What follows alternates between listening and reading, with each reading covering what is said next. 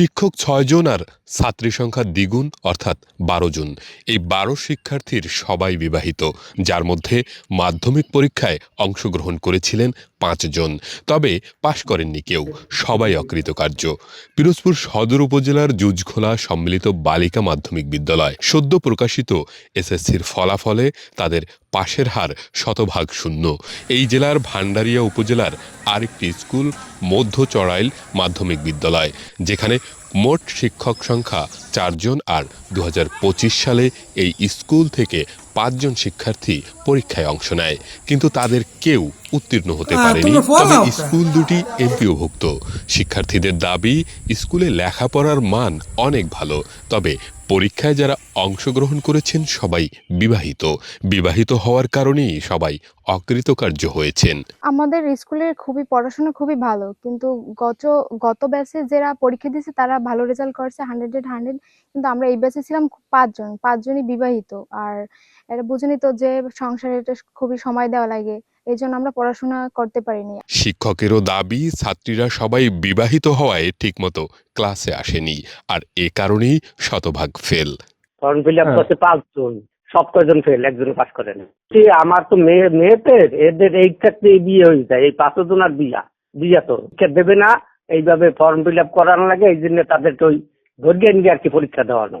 বাংলাদেশের একমাত্র smart city Bashundhara এখন আরো নিরাপদ, আধুনিকতায় আরো এক ধাপ এগিয়ে। পিরোজপুর জেলায় এবছর মোট পাশের হার ৬৫.৩৮%, যা বরিশাল বোর্ডে সবচেয়ে বেশি। তবে প্রতিষ্ঠান দুটি এমপিওভুক্ত হবার পরেও প্রত্যন্ত অঞ্চলে হওয়ায় কর্মকর্তাদের কোনো তদারকি নেই। এখানে অনেক সমস্যার কারণে এই জায়গা বেশিরভাগ ভালো ছাত্রছাত্রী ছাত্রীরা আসতে চায় না। ঠিক আছে, ওই পাশে আবার মহিলা মাদ্রাসা আছে, সেখানে ভালো ছাত্রীগুলো চলে যায়। তারপরে ওই কিছু দূর আগাই আপনার হাই স্কুল আছে, ওইখানে আপনার ভালো ছাত্রীগুলো চলে যাওয়ার কারণে এখানে আপনার লেখাপড়ার মান একটু নিচে হয়ে গেছে। শিক্ষকদের কোনো দোষ নাই, শিক্ষকরা ঠিক মতোই আসে, কিন্তু ছাত্রছাত্রী কিংবা ভালো ছাত্রছাত্রীর অভাবে এখানের রেজাল্টটা এই বছর খারাপ হয়েছে। যারা এই যে পরীক্ষিত, এরা এই যে বিবাহিত, এরা স্বামীর ঘর করবে না, পরীক্ষা দেবে, এতে যে রেজাল্ট যা করছে এত খুব খারাপ, আমরা মুখ দেখাইতে পারিনি জায়গায়। এই স্কুলে যারা সহকারী শিক্ষক আছে এবং প্রধান শিক্ষক আছে তারা নিয়মিতই পাঠদান করছে, কিন্তু এখানে যে ১২ জন পরীক্ষার্থী ছিল তার মধ্যে ৭ জনই পরীক্ষা দেয় নাই এবং ৫ জন পরীক্ষা দিয়েছে, তার মধ্যে ৫ জনই ফেল করছে। তারা সবাই ছিল বিবাহিত এবং তারা হয়তো পরীক্ষা অ্যাটেন্ড করছে, কিন্তু ওইভাবে পড়াশোনা করতে পারে না, বাচ্চা ছিল, বাচ্চা সামলাইছে, এইগুলো নিয়েই আর কি এরকম সমস্যাটা হয়েছে। এই যে ভবনটা থেকে পানি পরে ক্লাস করাইতে পারে না, হ্যাঁ, এই ক্লাস করাইতে পারে না বিদায় আমরা আমাদের এই মেয়ে জীবন এখানে ভর্তি করি না, পরিবেশ খুব খারাপ। এই জন্য একটা ভবন দরকার। এই ভবনটা হইলে হয়তো দেখা যাবে মানুষের ভর্তি করার জন্য আগ্রহ থাকবে।